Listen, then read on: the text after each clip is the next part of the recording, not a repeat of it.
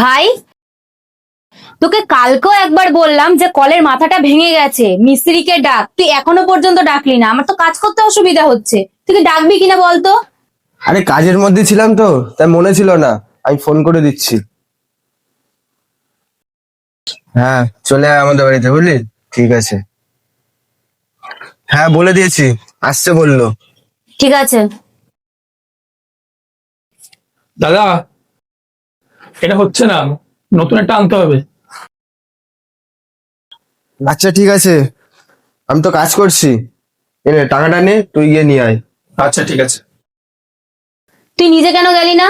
টাকাটাকে দেওয়ার কি দরকার ছিল? তুই জানিস এসব প্লাম্বারদের না দোকানদার সাথে সেটিং করা থাকে, 200 টাকার জিনিস 400 টাকা বলবে। এটা ওদের রোজকারের কাজ। ওরা এটা ভালো করেই বুঝতে পারে যে কোন কোম্পানির জিনিস আনলে ভালো হবে। আমি যদি নিজে যেতাম, দোকানদার আমাকে কমা কোম্পানির একটা জিনিস দিয়ে দিত, আবার বাড়িতে এনে আবার ফেরত দিতে যেতে হতো। সারাদিন ধরে কি এটাই করব? আর এখন যদি ও চালাকি করে তোকে 200 টাকা জিনিসটা 500 টাকা বলে, তখন তুই কি করবি?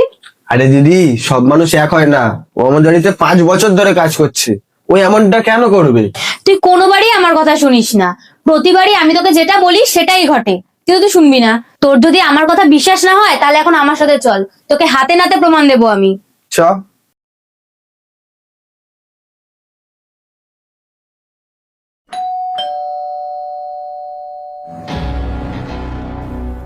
ও, চলে এসছো?